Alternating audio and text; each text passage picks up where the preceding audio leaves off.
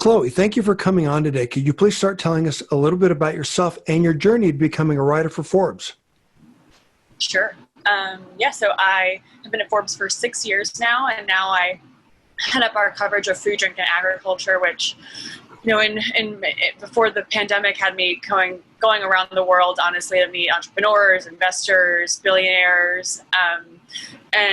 Now I'm writing about everything from aquaculture, impact investing, to I did a profile on a secretive cheese billionaire behind, creating pizza cheese in America a bunch of years ago, to water rights in California. And, through that, it has me meeting a lot of different interesting people. And I also manage our contributors online who are writing about a bunch of different topics in food and ag. Thank you for sharing that. The reason I wanted to meet you, the reason I wanted to reach out to you is because I've been following you for a while. And what I think is unique about what you do, and this is, I think, the biggest compliment I could give anyone, is that you're authentic. And what I mean by that is, unfortunately, a lot of people in the industry, in the publication industry, write about something that someone else told them about, but you're living it. So when you're writing about food, if you're writing about different kinds of food or sampling or whatever, you're actually doing it, which I love that, because it's that perspective that I think makes it real. In addition to that, you get to understand things from the perspective of the brand, the consumer, and everything else, and then share that wealth of information. So again, thank you for what you do. And as far as that's concerned, how did you get into this? I mean, did they just say, hey, we want you to do this, or did you just ask for it, or did you fall into it, or how did you get started? Yeah, I have always loved food and gardening growing up. I was a nerd who would go to cooking school camp instead of real camp. So I was like making big Italian fresh pizzas and pastas for big family meals in New Jersey, and gardening, ever since I was young. And so I had a more traditional journalism route. I was at GW and was an editor on the independent student newspaper there, and had a really amazing experience, ran the news team, and also got to, be on our board and kind of run the organization. It's the second oldest newspaper in all of DC. At a time when, student journalism was crumbling. So it was fascinating to be on the board then. But through that, I got really into business journalism, because I just started realizing, how all these things are connected, and eventually made my way to Forbes and found this kind of love of food kind of coming back in through business reporting, because, and reporting on farms, honestly, because it wasn't something we had really covered much. We had covered restaurants and fast food, and I still do a lot of that coverage. But, I started from being on the billionaires team and seeing these kind of behind the scenes players kind of touching all these different supply chains and really kind of pulling the strings in a way that, grocery brands on the shelf really can't do. I started seeing all that and kind of made my push to start kind of really covering this full time. I'm calling from my garden right now. So I live in New York City, but I still garden myself here. I even have composting worms on my garden. So I try to really practice zero waste as much as I can. And obviously it's not perfect. I live in Manhattan and I get delivery fairly often. But I definitely try to be ethical and use what I know about supply chains and how this industry really works and operates, and make good decisions myself. Great. Thank you for sharing that. So in New York, how are things going there? You guys opening back up okay? Do things are getting back to normal?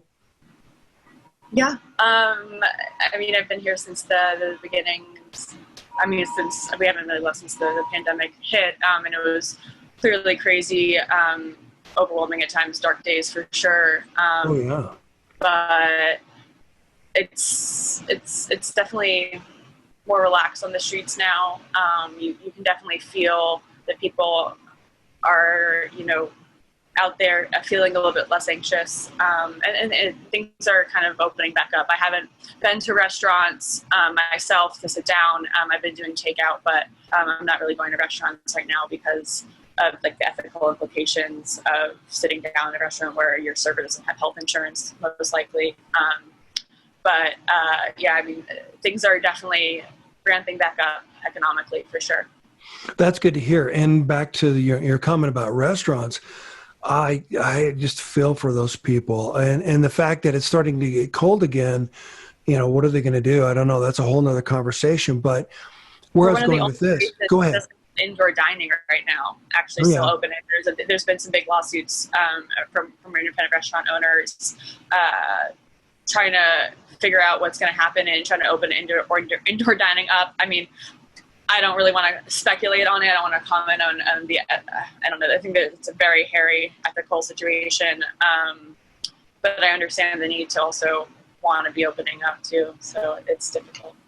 Well, it's difficult, but one of the things I don't think people really understand is that if you don't open, you don't make money. If you open at 25%, that's not enough.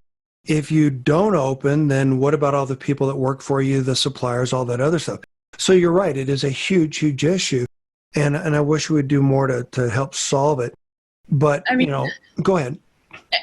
The restaurant industry, the restaurant model has been so broken for years leading up to this. And it doesn't work at 25% occupancy. It doesn't work at 75% occupancy, though, either, and it really didn't even work at 100% occupancy before this was happening.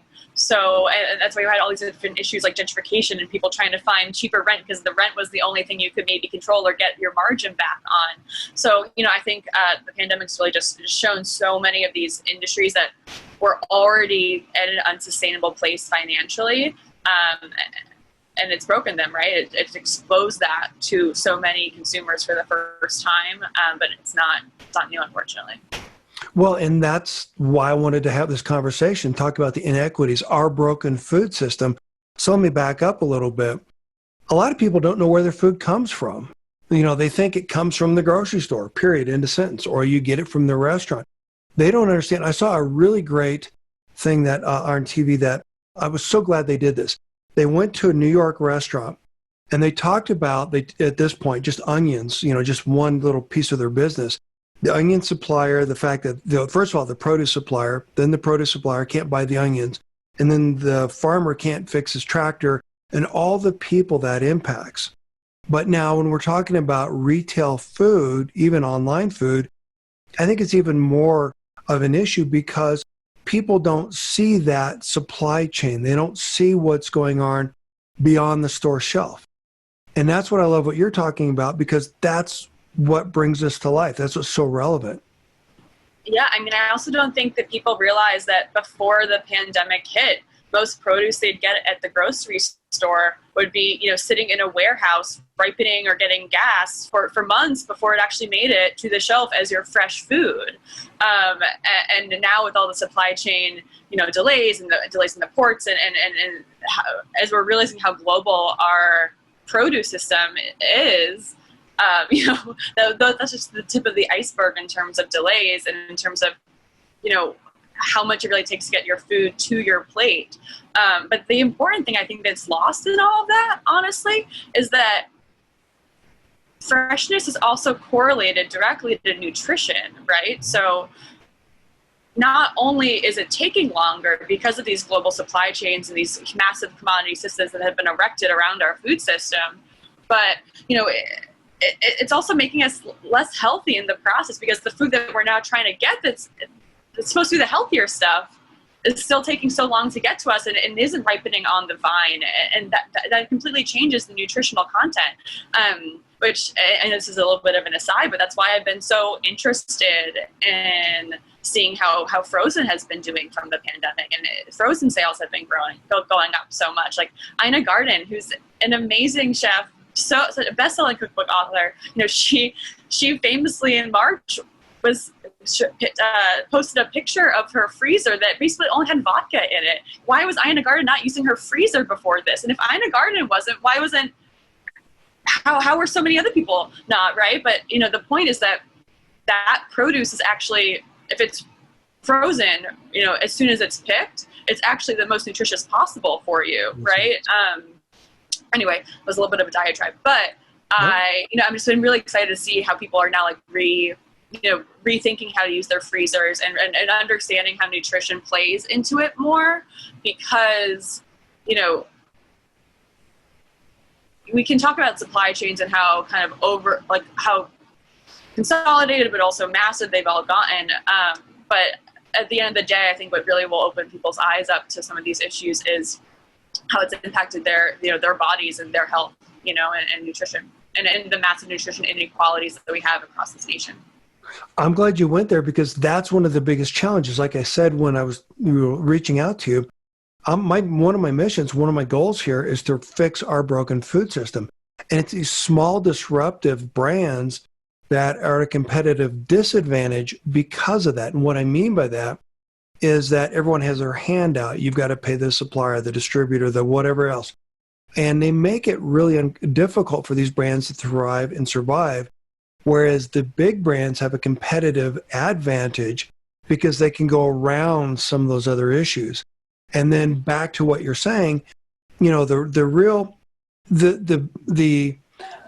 best defense against any virus is a healthy diet. And yet it's these natural organic products that provide that real authentic help, that real authentic nutritional value. And yet they're the ones struggling to get on the shelf.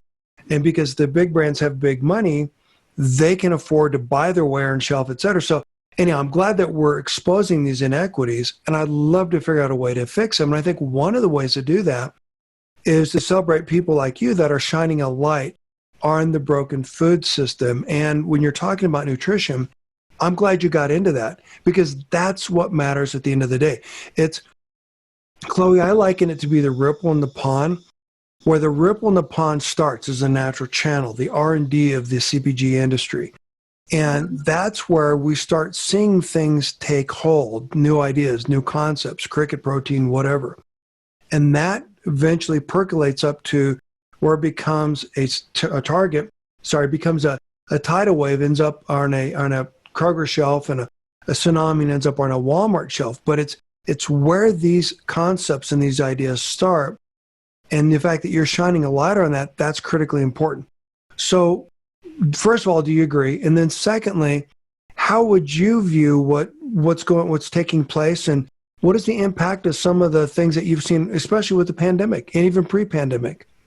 Yeah, I mean, working at Forbes and having this kind of really macro view on our entire food system gives me an interesting perspective. And my last two stories actually kind of perfectly show this dichotomy that's been forming in our food system, right? Because, Michael Pollan's Omnivore's Dilemma, massive game-changing book, came out a decade ago at this point, a little bit over a decade ago. And farmers markets have taken off, and local food systems have been kind of, fortified and erected, independently of this kind of mass market commodity system. And there are all these challenger brands, but my last two articles talked about two IPOs that just happened. One was with Vital Farms, the core ethical egg brand, right, that's been scaling and kind of creating this market for pasture-raised eggs. The second that happened actually this past Monday through a SPAC was Utz, $1 billion, kind of mass potato chip brand, right? It's been around for 99 years. And the public markets are going crazy right now, right? There's all this volatility, but all this excitement around investments, and things have been really going gangbusters all year. All these different SPACs are happening. All these different the IPO market is suddenly really, really picking up in the past few weeks. And it's really interesting to me that both of these companies both wanted to go public, actually, because both of them seemingly on paper might have had, some of the more kind of stable financials in this market, right? You have Utz, which is a 99-year-old brand. The family owns 99.9% of it, I believe, leading up to this, right? They had some debt, but they had never taken on investment from the outside. Then you have Vital Farms, which founder-led, Matt O'Hare still had a considerable chunk of it. They had a lot of very specifically found impact investors who wanted that kind of long-term return, right? And they were still growing, but both of them at the end of the day needed this massive scale. And even though they both had, had these long-term views, and I would have thought maybe could have stayed private, right, and had more flexibility.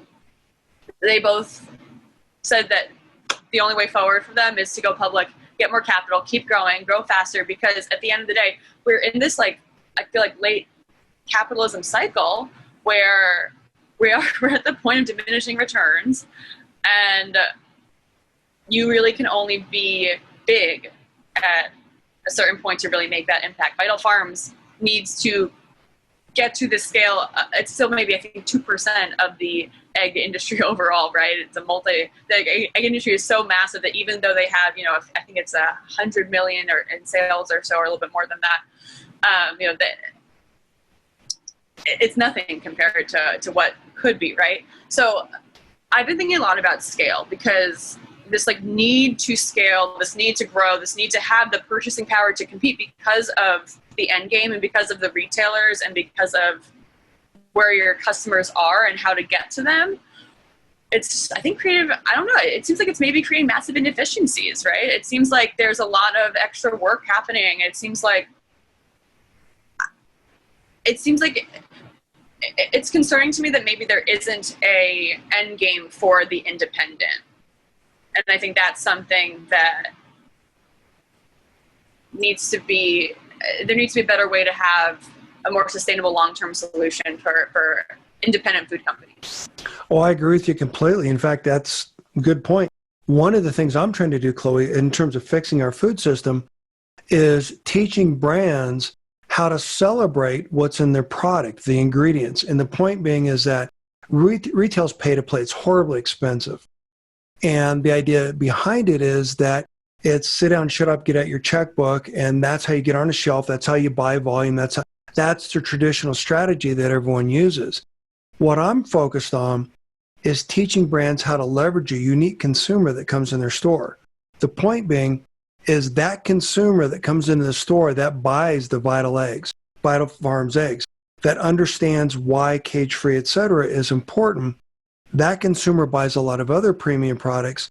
And if they can help the retailer keep that customer coming back into the store again and again and again, oh, and by the way, when they're in the store, here are the things that they buy, then that helps the retailer remain relevant. It changes the dichotomy, the way that we look at our food system, from being broken based upon how much money can we get up front for to sell your product versus how do we really focus on what matters most, the customer. And then going back to what you said a minute ago, I was a grocery manager for Price Club. The amount of produce that we threw away was staggering. It was disgusting. And so when you're talking about real nutritious food and trying to understand with the impact of it, et cetera, there's so many things we need to fix. So one, we've got to fix the supply chain. We've got to make it easier for these brands to get on a store shelf and get sold. We've got to make it easier for these small independent retailers to thrive by leveraging the strength of those unique consumers.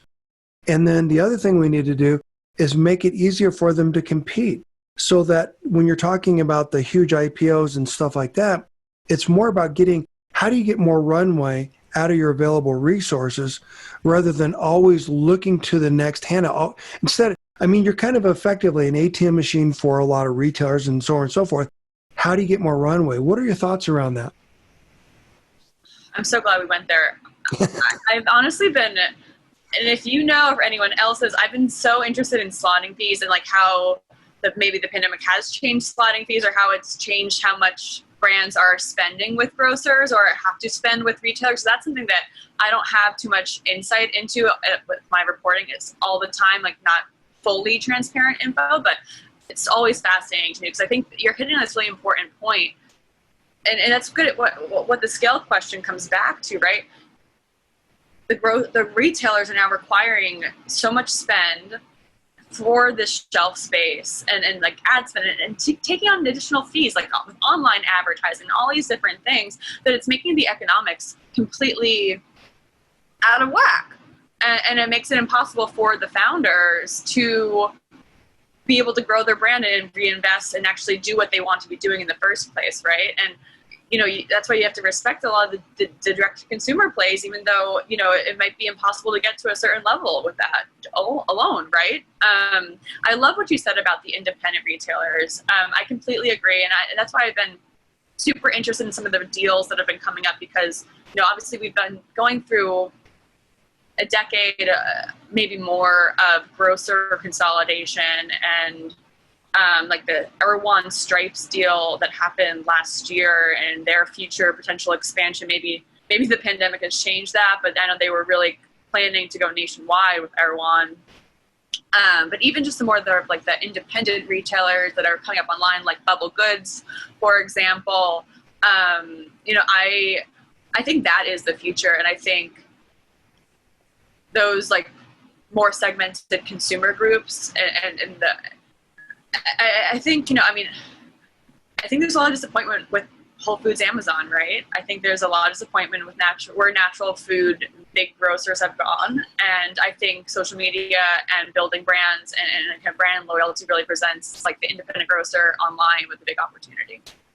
I'm so glad I'm so glad we're having this conversation. This is my jam. And that's why I've niched down a lot in terms of the trade marketing piece and helping people with that. And so when the pandemic hit, I was supposed to speak at Natural Products Expo West for the Canadian Organic Trade Association, and everything got shut down, right? And so I decided... I was so looking forward to it. I was so excited about it. I was too.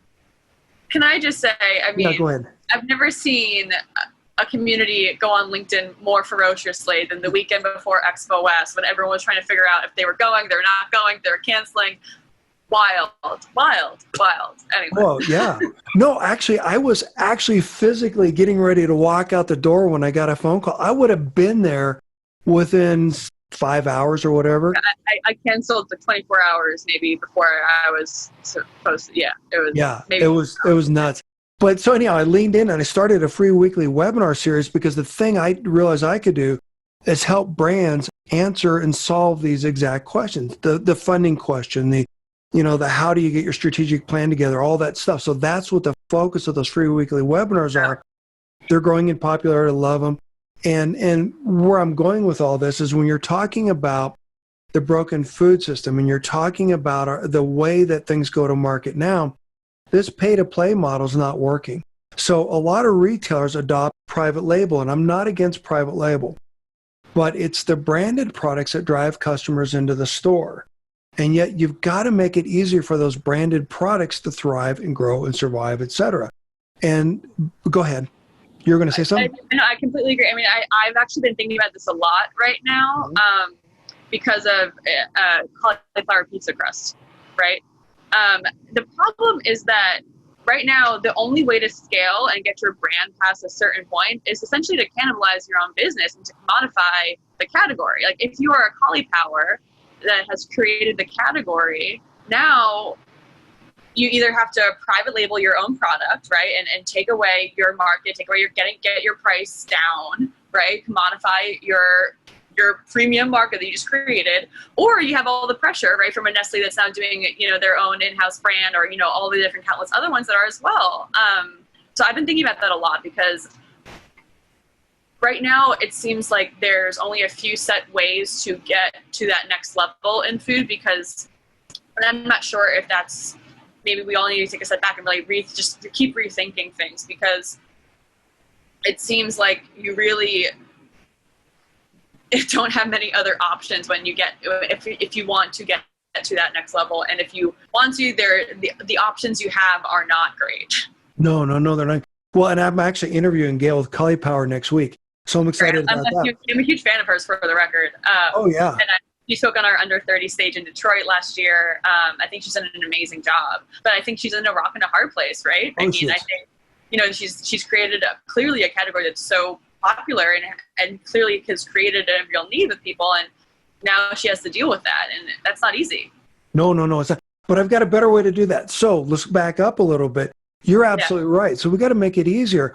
And so on the podcast, on the different people I've talked to, et cetera, the supply chain, deductions and chargebacks and stuff like that.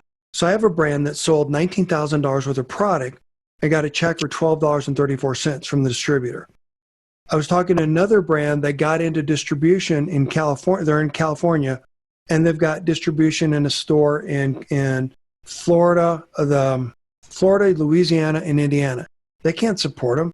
I got another brand that I was talking to that was told to go to a master broker, and they got distribution all over the country that they can't support and almost put them out of business. It's these things that further complicate and exacerbate part of the problem. Back to your trade marketing piece, it's a drug. It's something that the stores are addicted to. They want the front end margin. They want to charge for slotting. They want to charge for all those fees. So what I'm trying to do, Chloe, is I'm trying to help brands understand what is the best spend for your brand and how do you tell a more effective story. So again, if you went to a retailer, I'm a great, you got a great gal, you got a great product, a great name, cool slogan, all that other stuff. Please put me on the shelf. You're at the mercy of the retailer to put you someplace, hopefully not in the back room where you can sell, one. And then two, they're going to say, well, we want you to promote 10 times a year. And the reality is that 25% of your gross sales are tied to your trade marketing, your promotional spending, and yet 70% of those or better is wasted or ineffective. So instead, how about this? What if you went to the retailer and said, here's the customer that buys my product, and when they buy my product, here are the things that they buy.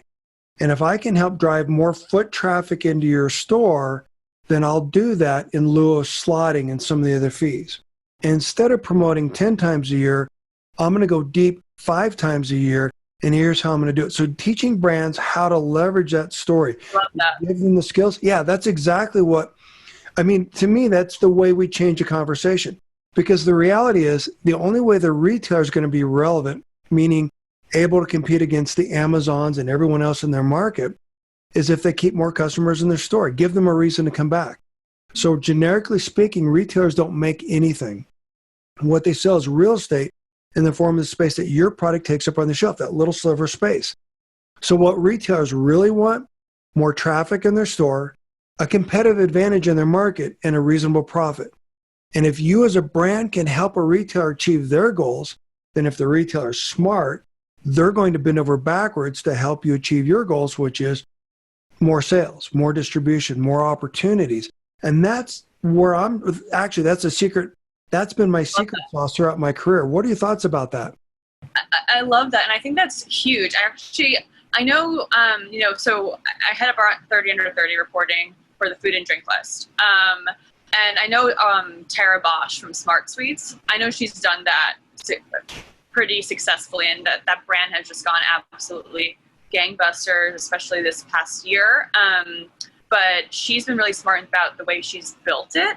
And I know that she has proven and gotten further distribution in grocery stores because, she's shown them that she's been incremental to so many other channels just because of that data. How do you get that data? I mean, is that proprietary data? Is that like your secret sauce, really? I'm so curious about that because I feel like that is huge. And if you can prove that to a grocer, that could be the key, right? To actually make these margins work out. Well, it is my secret sauce, but I'll share it with you. Shh, don't tell anyone else. Just kidding. The databases, the way that they're set up, and this isn't the fault of the databases, but they're not designed around the way the consumer actually shops the category. So when you're looking at syndicated data, they lump all of us, or in the shopper market data, they commoditize us. You're female, therefore you buy just like every other female, right? Sure. Just kidding. But it's really that mindset. So you'll hear me joke on the podcast a lot, Chloe, where, the low-cost consumer, to those people, it's someone who eats a couple salads and goes for a walk. It's like, that's not us. The low-cost consumer in my world is someone who's trying to reduce their carbon footprint, who's paying attention to compostable packaging, all of that stuff, right? Who's really, supporting mission-based brands and whatnot. So the point is that I break down the category and resegment it based around the way the consumer actually shops the category. So when you're talking about pasta, if you go into the database, it probably says, here's pasta, right? Or pizza crust. So what I would do is I'd break out the different kinds of pizza crust, what they're made of, what are the attributes that are driving it, back to the ripple in the pond. So the difference between, this is kind of getting food nerdy, so you'll love this. I love this, yes. Yeah. So if you eat I did a big project for Pacific Natural Foods recently. So this is kind of the mindset. So if you look at the soup category, you've got low sodium, reduced sodium, lower sodium, et cetera. It's basically, this is lower sodium than I had yesterday, right? It doesn't really mean anything. And people are so confused about what they're buying, what they're eating. So if you eat chicken soup, well, chicken has sodium naturally in it. So there's no sodium added, and that's as low sodium as you can get. So explaining to a customer what matters, why that matters, et cetera.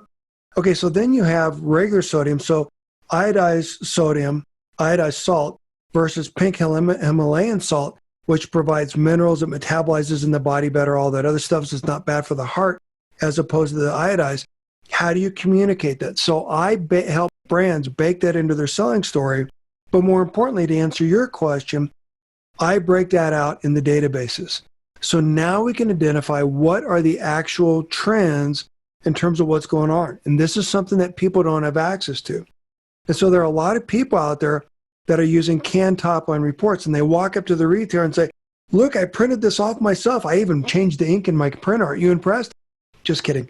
But that's kind of the mindset of the way we do this. Instead, if I can help a retailer understand what's unique about, for example, cauliflower, have the retailer understand what's unique about the consumer when they buy cauliflower or organic or whatever, how does that consumer buy other products in the category? So let me frame it this way. I did a feature article for the 2016 Category Management Handbook where Nielsen gave me all access to their data. Wow, and I identified that's the ticket right there. That was cool. That was really, well, just for the project, that was really cool. So here's what I was able to prove. If you look at, I mean, this is all outlet, all categories, all everything, right? So just to pick on dairy. So dairy is up 1.5%. Organic dairy was up 12.4% or something like that. Organic dairy represented 9.8% of that pie, a $75 billion pie, okay? If you remove that small sliver of organic from the database, then the category would only be at 0.5%. And this is true across every category. Now go one step further. If we're looking at plant-based, gluten-free, et cetera, then the numbers are even greater. And when we get into the attributes about the more nutritious foods, the foods that have more of the stuff that we want and need, organic, et cetera, that's where you see those trends even exploding. So back to your question, if I can help a retailer understand the value of that trend, understand where the ripple's forming so they can skate to where the puck's going rather than where the puck's already gone, that's the win-win for them. So to answer your question about the data, it's a matter of you get the data, you need to understand what is it that you're looking for. And that all goes back to the unique customer that buys your product. So two things. I put out the free Turnkey Sales Store Strategies course about a year ago. Actually, I'm launching a book about that next week. Cool. Where I'm going to talk, where I'm going to talk about how do you identify who that core consumer is. So we understand what's the difference between you as someone who's sitting in a garden in New York, who's trying to be zero waste, et cetera, as opposed to someone who drives a gas car, that kind of thing. And so once we understand you, the consumer, now we can overlay all these strategies on top of it. And so the real question is, not the fact that the data is available, so which data source makes sense to solve your specific problem? And so my claim to fame is I've been able to help the retailers, and they've actually given me access to their internal data, which is a huge win because it's free. They're paying my time. I give them back the insights, and they're able to get in competitive advantage, et cetera. But more importantly, this is how we change the conversation from a brand, any brand being a commodity, just another package on a retailer shelf, instead of being a value-added partner to the retailer to help the retailer grow and scale. In fact, if you listen to, I hope you had a chance to listen to the podcast episode 205, where I suggested Maddie to you as part of your 30 under 30. Yeah, you did. So inspiring. Oh my gosh. Yeah, and they're great. But that's kind of what I talk about. It's how do you leverage that strategy? And then where do you start growing sales in your backyard? How do you expand it? All that other stuff. So does that answer your question? Totally does. And that's really good to hear. Have you, and I don't want to start interviewing you, but No, go ahead. I'm game. I'm curious. Have you seen it change through the pandemic, or have you seen how retailers are thinking about how some of these younger or like more disruptive brands can help them through the pandemic? Has that changed at all, or has it been more encouraging? Yes and no. Okay, so there's two parts of that question. Early pandemic, big brands are having trouble getting product on the shelf. Right. So I was encouraging small brands to get their product in distribution and take up some of that space, some free, skip the slotting and all that stuff, build a brand awareness or whatever. That was pre-pandemic. Now now where we're at today, those brands are struggling because of the supply issues and all that other stuff we talked about. So because they're struggling, they're not able to fill the orders to the degree they were. That drug that we were talking about, trade promotion, retailers are going back to that. And so since brands have big pockets, they're trying to leverage those big brands to drive those promotional dollars back into their store, which is squeezing out the small brands. So instead of thinking about how do they survive, how do they remain relevant tomorrow and beyond, they're thinking about their bottom line. Kind of mentioned that earlier, didn't you? About their bottom line as opposed to their long-term strategy. I believe that a lot of retailers are going to go under this next year. And a lot of them deserve to. Well, even before the pandemic, yes, because of the fact that they're so focused on private label instead of branding, so focused on trade marketing instead of really addressing the customer. Let me frame it this way. I believe that one of the reasons that retail's broken is because retailers spend more of the time trying to sell us the stuff on their shelves rather than selling us the stuff that we want to buy. And if they were to change that to focus on what we want as consumers, guess what? We'd go in their stores more often. They would be more future-proof. They'd be more relevant. They'd be more resilient to competitive threats in their market. What a thought. Totally. And you mentioned the word resilient, and I know I had talked about grocery consolidation before, but even just with I'm a Jersey girl, right? Yeah. So the King's bankruptcy that was announced a few days ago, for example, really shook me, right? And I think with so many of these regional grocers having been consolidated and through M&A over the years, we have these massive grocery store holding corporations that are still really struggling to make this model work profitability wise. I think it'll be interesting to see that going forward. But I think obviously the key, and I think it's a shame because like the resilience factor, right? I mean, no one would be more committed to local than a local grocery chain, right? Oh, yeah. Like no one would be more committed to make sure the regional customers have enough food during a pandemic than a regionally owned, like family-owned grocery chain, which is what everything got consolidated for, the past like decade or so. So I think we're in tepid waters for sure. Oh, let me go one step further. It's those local retailers, it's those local restaurants that are supporting the community activities, the Little League, the soccer teams, all that other stuff, not the big chains. So we need to help them survive and thrive. We need to help them remain relevant. We need to help them continue. So let me back up and I'll tell you a story that kind of fits into it, kind of really explodes this or really helps frame this. There is a retailer, I'm not going to embarrass them because they're still alive today, unfortunately. Unfortunately, but anyhow, so they're a small retailer and they would have their own distribution center within their chain. And they wanted a profit from headquarters to the distribution center, and then they would charge an upsell to the retailer, their own retailers, their own stores. That's the model that you see in traditional natural. By the way, I should also say that what you see in traditional and natural today is the way that mainstream was 25, 30 years ago. I'm dating myself. The reason that mainstream... Part of the disappointment where natural has gone. I've had I have had so many people, Bill Nyman included, names in the food industry have told me about how massively disappointed they are in the trajectory of the natural grocery segment, right? I mean, I think that's like, there's something to be said for that.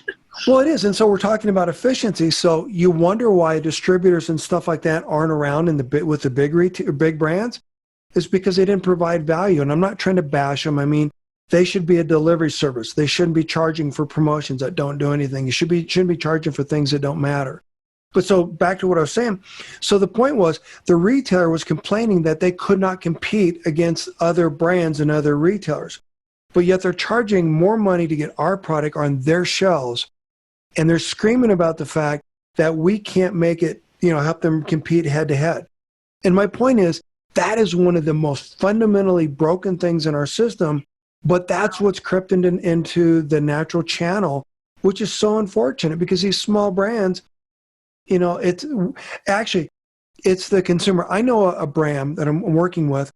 She has to have a product in a package for 80 cents landed. Now, for her to make any money, for her to break even, she needs to sell it to you for $3.99. Imagine the waste. How much, if she could sell her product for a more reasonable amount and she could learn to make a decent living, you could buy their product cheaper and you can make it easier for the retailer that sells it to thrive. She can compete against every brand out there effectively. I mean, people don't think about organic does cost a little bit more, but it's the supply chain issues that make it so out of reach. Your thoughts? Oh, that's just so disappointing to hear, and I really appreciate the example. That's such a clear example of where the excess and where the waste is really coming from and going. We're at a time when food prices have been growing up for years, but now they're at this really, really crazy all-time high, and everyone's essentially saying that they're only going to keep going up. The predictions are stark. We're obviously at a time of massive unemployment. We're at a time of massive insecurity and a nutritional health crisis. And it's just really disappointing, especially when you think about how at the end of the day, that chain went bankrupt, right? Or it got acquired because it couldn't figure out. It was taking so much of the profit. It had so much of the glut, but it still couldn't make its own model work because it was also broken. Oh, sorry, I try to stay upbeat and have hope because I know people really want to hear hope, but it is hard sometimes when you're thinking about the financial implications of these supply chains because it's these hidden unseen areas of inefficiency that are really going to be our downfall, honestly. But I'll try to stay upbeat. I know people want hope.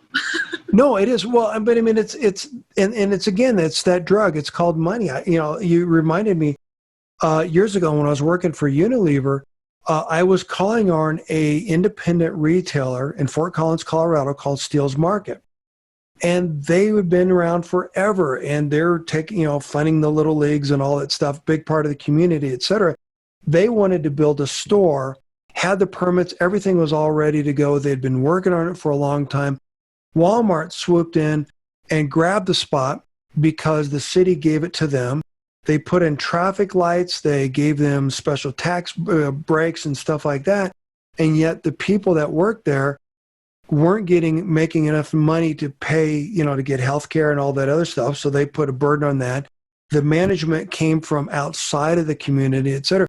My point is, we got to get away from this big business mentality and focus more on Main Street. So long story short, that retailer went out of business.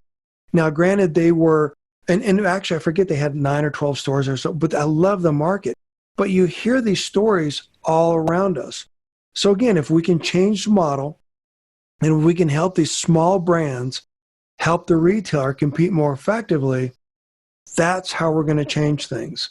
And another quick story.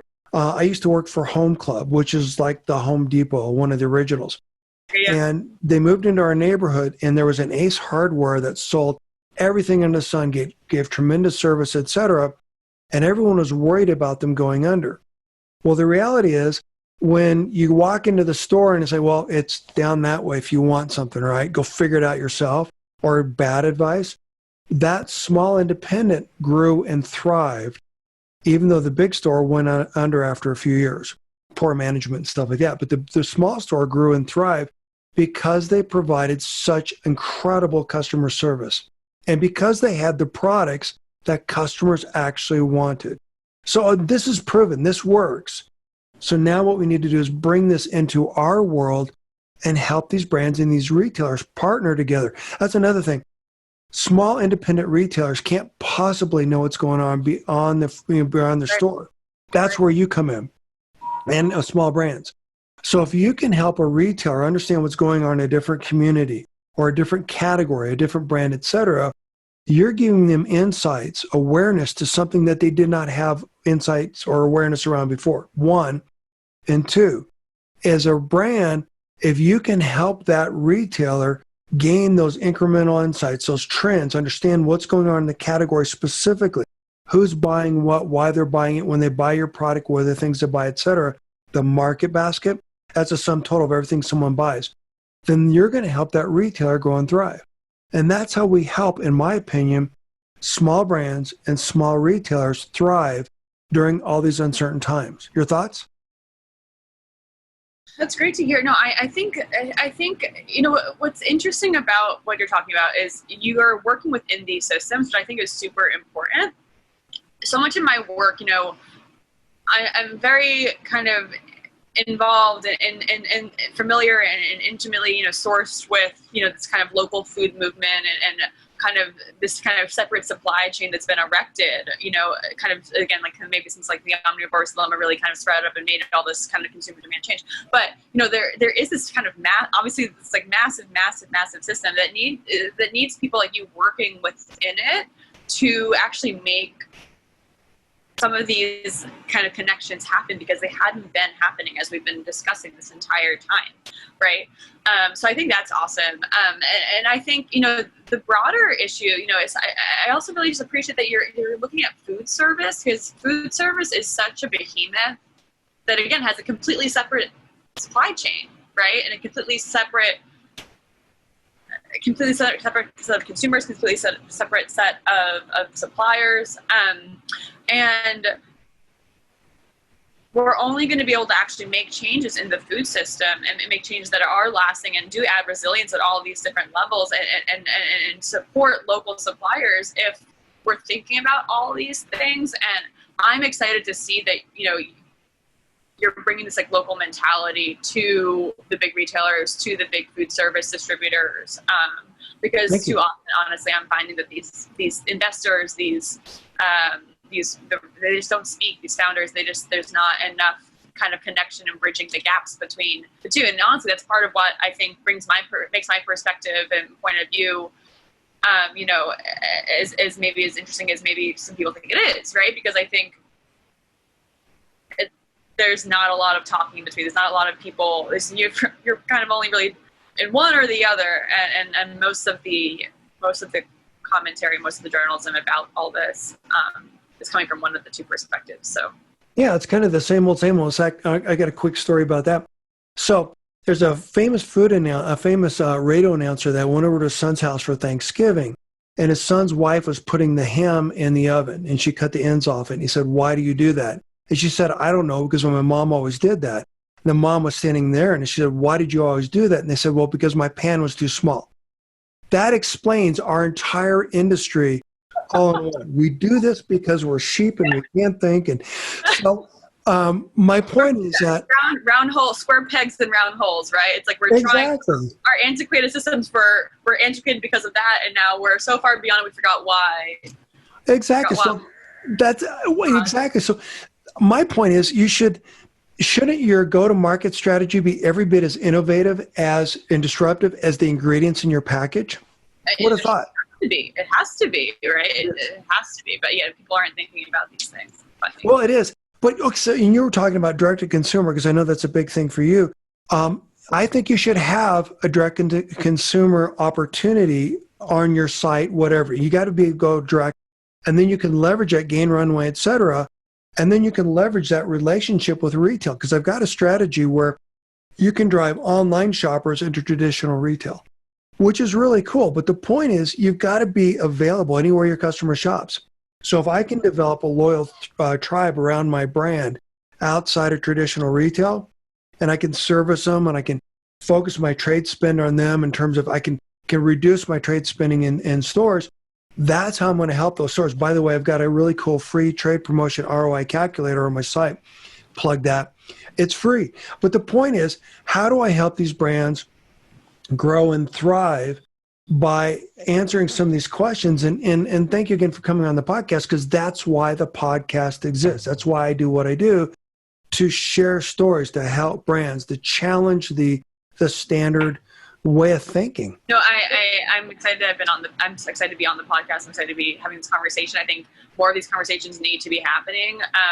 And especially, I don't know, because food does, in CPG particularly, beverage too, there are such fewer, like, lower barriers to entry than a lot of other industries, right? Because of how much contract manufacturing this industry has. I think it's even more important to have these conversations because of that, because it is kind of looked at as an industry where people can make a fortune or people can make their livelihoods, right?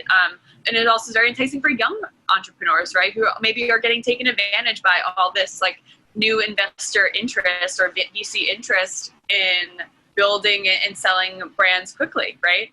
But I could go on the diatribe about financing models for days. No, that's interesting. That's great. In fact, actually, I'll give a quick shout out. You told me to listen to, and I listened to it. It was a great episode, the Startup CPG podcast, where you talk a lot about that. And that's an important thing brands need to be thinking about. Just because your mom loves it doesn't mean everyone else will. But how do you grow and scale? How do you solve a lot of those problems? And that's what I'm trying to do here. And that's what you're trying to do through your article. So thank you so much for what you do. Is there anything else that you'd like to share? Any parting thoughts, advice, suggestions, recommendations? Yeah. So, I guess we didn't actually totally talk about my newsletter, but please do. Let's talk about it. My perspective, this everything we've been talking about really is kind of part of a new newsletter that I launched in April. It has almost 6,000 subscribers already, and it's still maybe only a few months old. So I'm very excited about it, and it's been a great way for me to promote a lot of my contributors' work as well. But it's called Mind Feeder, and it's sent out through LinkedIn.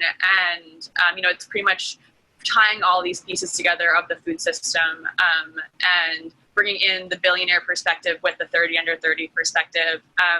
And to that end, I will also do a quick plug for the 30 under 30. We are now taking recommendations and nominations for the next list, which will be coming out. So I'm really excited. It's my favorite time of year. I've seen so many founders come through the list and really just build incredible brands. But I've also seen great trends like more B Corps coming through. Now almost most of the CPG folks who end up making the list are typically B Corps now, which has been really exciting to see. But yes, we're please, if you have any. If you have any recommendations, we're always looking to have as wide of a net as possible.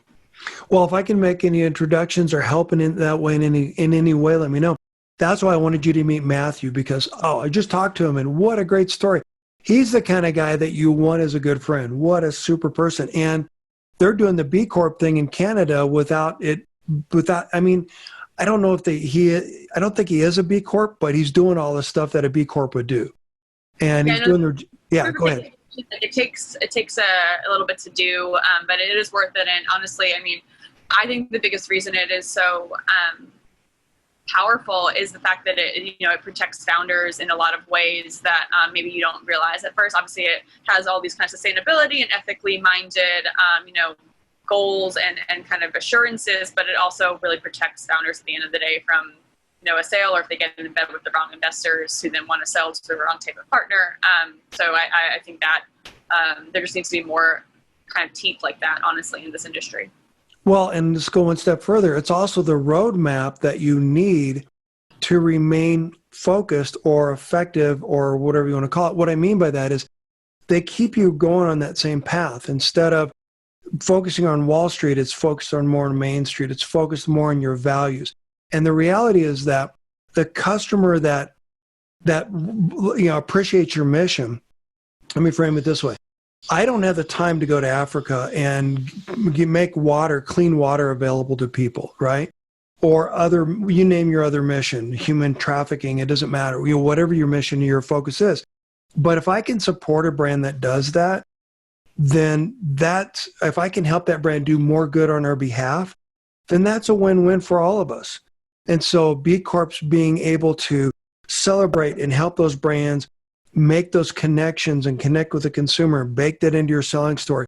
At the end of the day, This is what retailers want. They want those brands on their shelves that are going to attract those kinds of customers that are aligned with whatever their mission is. Yeah, and I think it's really important because it also just shows retail. We're talking about retailers, so much, and getting the retailers to understand what is important to consumers, and I also, but what brands and founders can bring to retailers. I think these types of certifications are actually something that is beneficial and has value in that way too. It is. It's tremendous. And again, it's all about awareness. It's about education. So thank you for being such a strong voice in the industry. Well, thank you for having me. And thank you for taking the time to ask me some questions and give me some time to talk about all these things that honestly I love. I could go on this stuff for a long time. Well, you have to come on again sometime. That'd be great. I would love that. Thank you so much for your time. I appreciate it. Okay, cool. Well, I will speak soon, and looking forward to seeing how all this keeps going. Fingers crossed. Thanks.